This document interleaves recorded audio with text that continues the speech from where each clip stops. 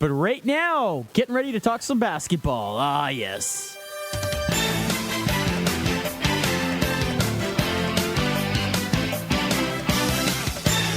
Our next guest comes by way of TSN 690. It's coverage of basketball. You can follow him on twitter.com/bballinsider.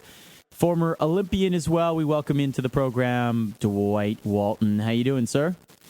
Good evening, Matthew. How are you? I am very well. Good to hear from you, my friend. As always, it's my pleasure to be on the show. Thank you very much for having me on. Nah, you're too polite. You're too polite, Dwight. You should say, you know what? It is your privilege to have me on the program.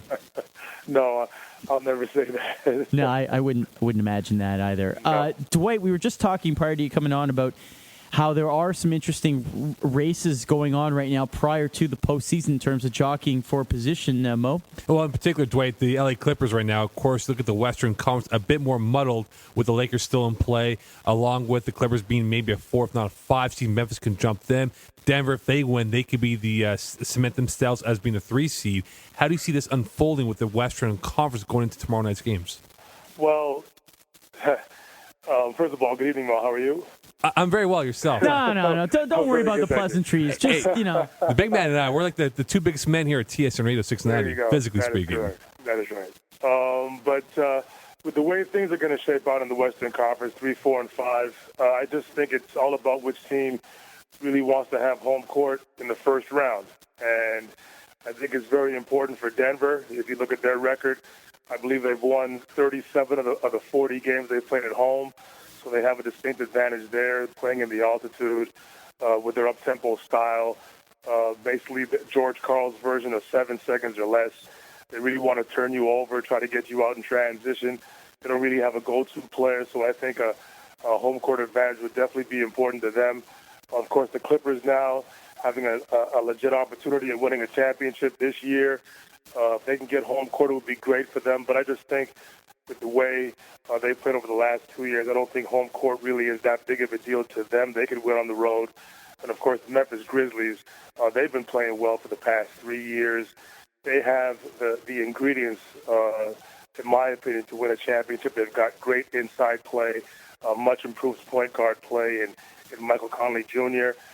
And I hate to say it, but it just might have been addition by subtraction by getting rid of Rudy Gay and bringing in Tayshaun Prince, a guy who's a team first guy instead of a me first player, which is a reputation that precedes Rudy Gay here. So, I was going to ask you about him, Dwight. Obviously, Memphis shaking it up a little bit in training Rudy Gay. I mean, how does that affect them come playoff time? Do they match up better without Rudy Gay against some of these players? I mean, it just you wouldn't think so right off the bat. Well, here the big thing with Rudy is that the dynamic between Rudy Gay and Zach Randolph, in my opinion, wasn't always a very good one because I believe they clashed on the offensive end, basically trying to figure out who was the go-to guy, if you will, down the stretch of games. Now, come playoff time, you always want to be able to have a player who could take you off on the dribble when the shot clock is running down, have a guy who can create his own offense. And that was Rudy Gay.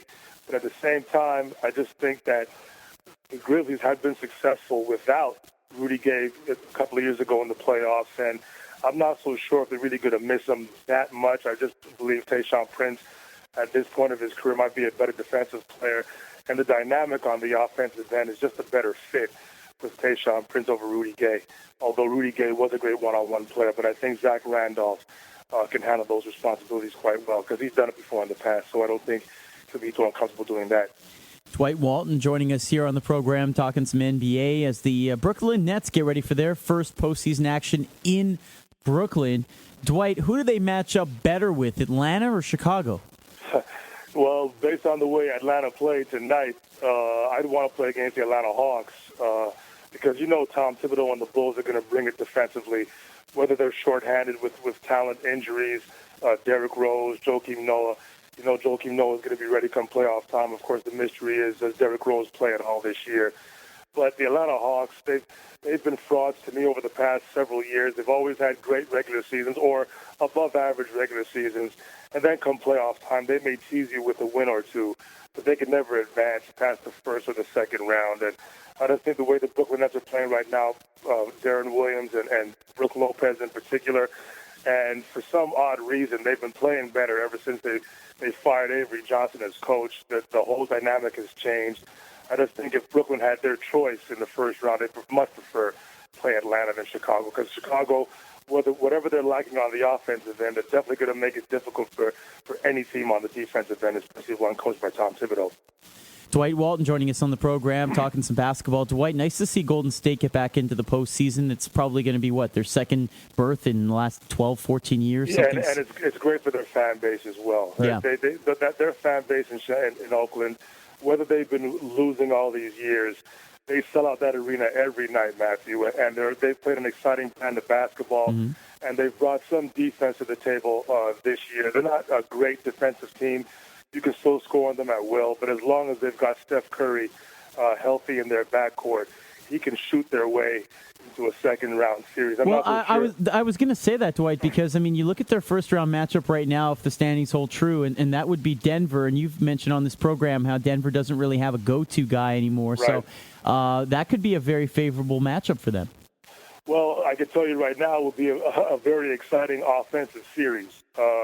It'd be fun to see because both teams want to get up and down. They want to turn you over defensively like most teams do.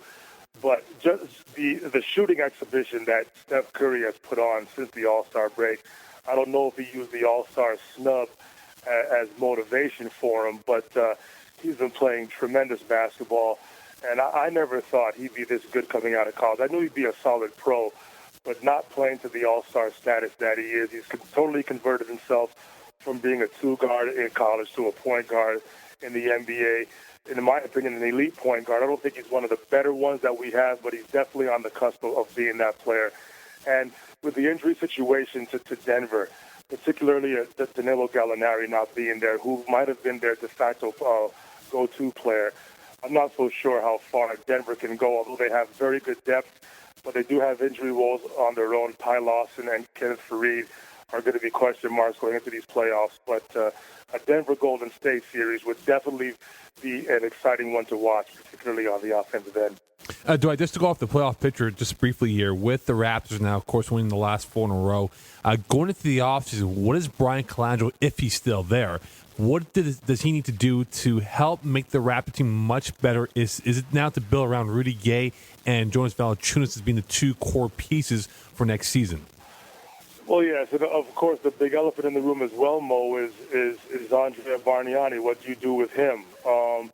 Some may say he's a bust. I don't think he was a bust in Toronto. He might have been miscast a little bit. Maybe he's not your franchise player where you have to go to on a night-in, night-out basis. I'd like to see Andrea go to a team where he could be the second or third option, maybe a championship contender. But the obvious piece to build around at this point is Rudy Gay. Jonas Valanciunas, of course, is a young, up-and-coming player. He had to get his feet wet this season. He's a very good defensive player, likes to run the floor. He's a little bit raw on the offensive end, but I think he'll get better with much work ethic in the next couple of seasons going forward. But like you said, is Brian Colangelo going to be around to see this team come to its fruition, to its proper place? I had them backing into the playoffs this year at the beginning of the season, but injuries and certain players tailing off in terms of their productivity kind of derailed that situation this year. But Toronto's going to be a difficult situation every year going forward because I'm not so sure any big-time free agent talent wants to sign in Toronto. They're going to be a team that's always going to be full of European players or second and third tier players in the NBA. So we'll see how it plays out. But Rudy Gay, who isn't a superstar in my opinion, I think he's a star in the NBA, but he is a piece that you can build around in terms of the Toronto Raptors. He is Dwight Walton, B-Ball Insider on Twitter.com if you want to follow him there. Dwight, you're on Thursday morning, correct? Yes, at 9:05. 9:05. Have a listen with the guys in the morning. Dwight, thanks so much. Really appreciate your time. Thank you very much for having me on. And did you notice no Celtics or Lakers mentioned? That was pretty good. That was all right. Take care, my friend. No problem. Have a great night. There you go. That's Dwight Walton.